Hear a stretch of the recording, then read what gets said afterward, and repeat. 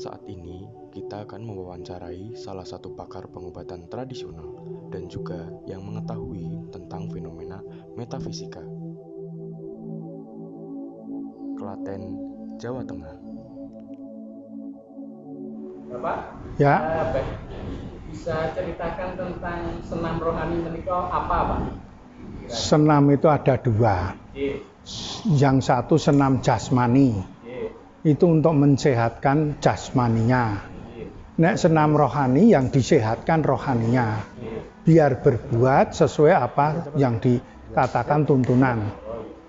Nah, senam rohani itu menuju aktif, positif, dan objektif. Aktif antara zat yang kecil menyambung dengan zat yang terbesar, mikro sama makro.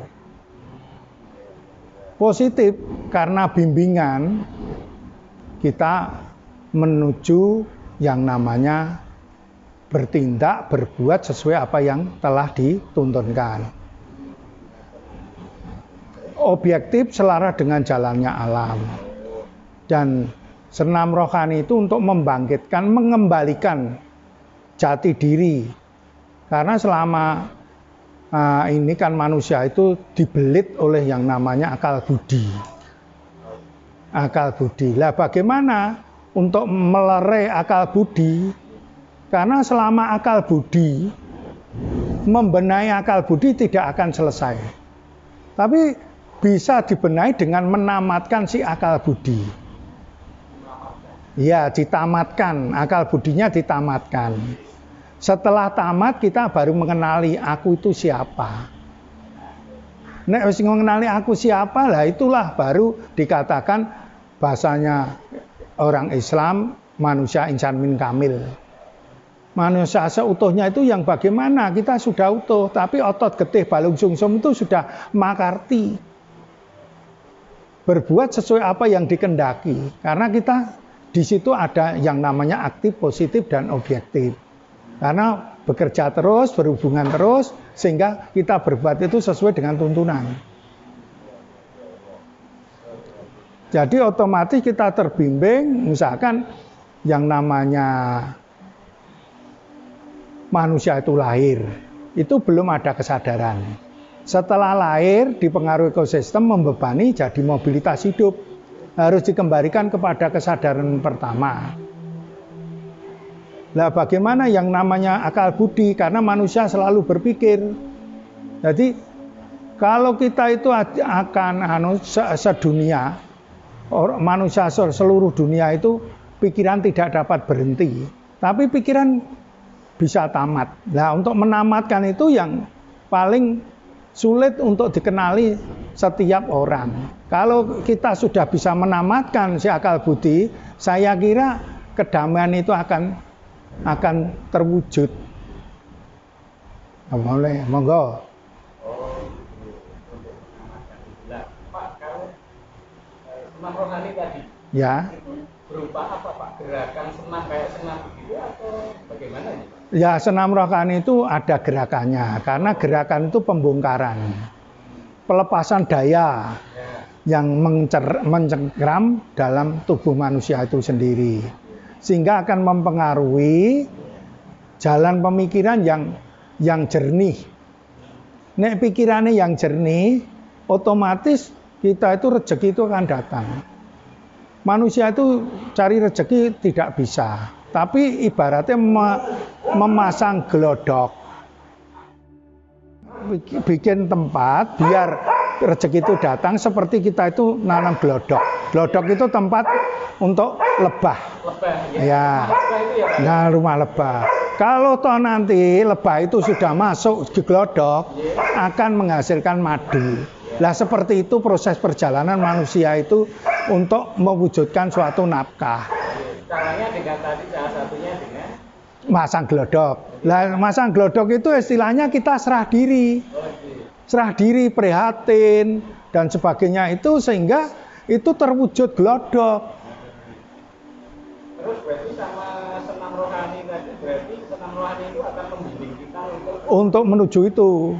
judul ya. Iya, Bisa karena kan wadahnya. itu mewujudkan suatu penerangan hidup. Oh, menyiapkan wadahnya bisa menyiapkan ya. Iya, itu otomatis. Jadi di situ derajat keramat semat itu juga akan terbentuk. Derajat itu yang namanya kedudukan, keramat kewibawaan, semat materi.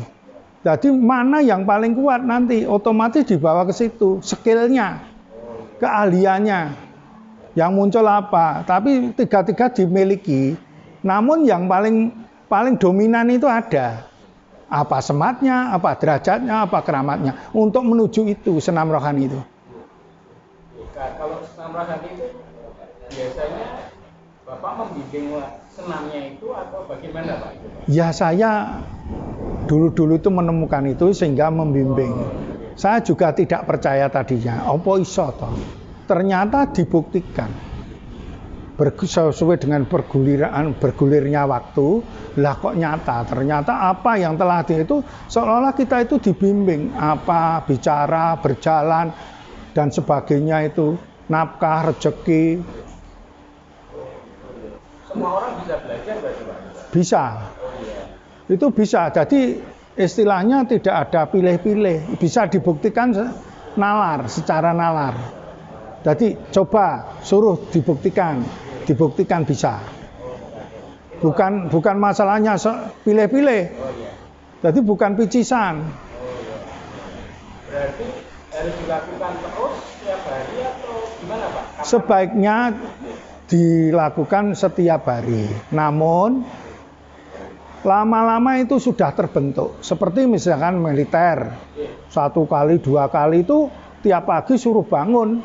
Itu sulit. Nah, namun dijalani tiap hari itu lama-lama membentuk. Jadi seolah-olah jadi kebutuhan.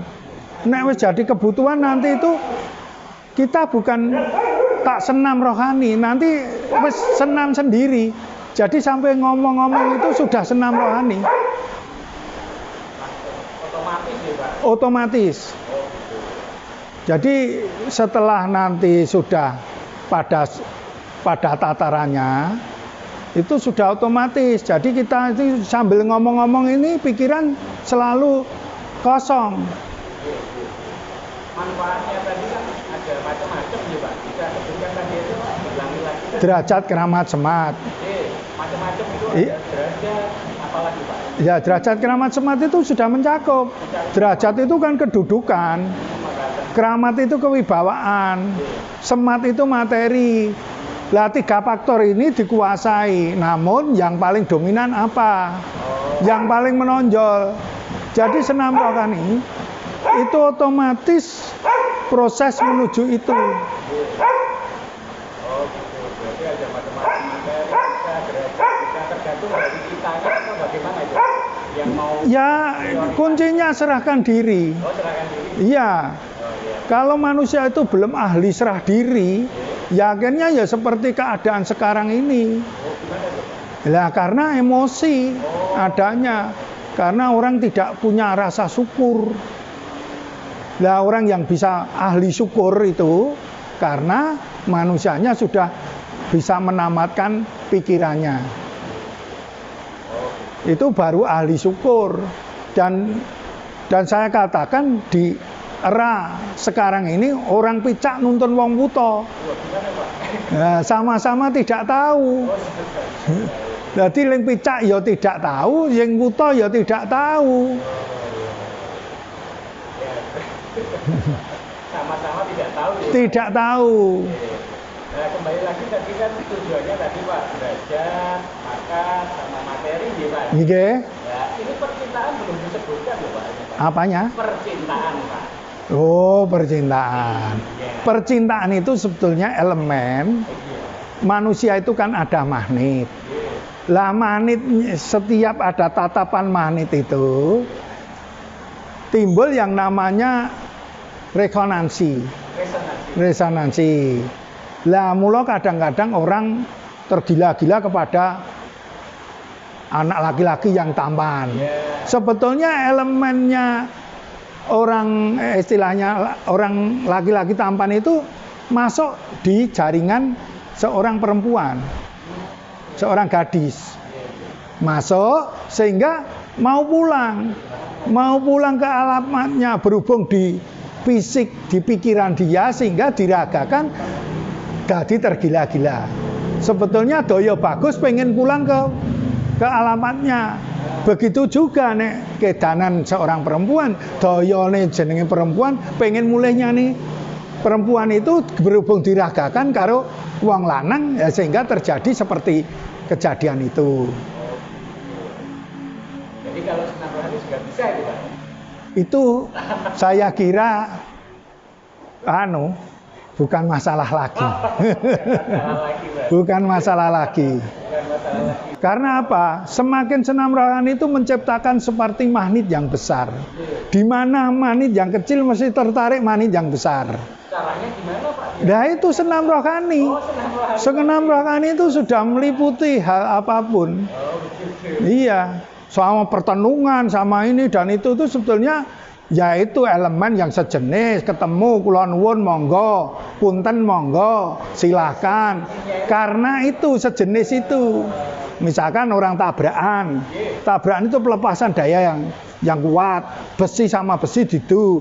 Nek terlalu kuat menimbulkan kematian, nek tidak ya sudah lepas. Orang sakit pun sebetulnya itu pembersihan. Jadi di situ ada super aktifnya. Yang dikatakan Tuhan itu di situ.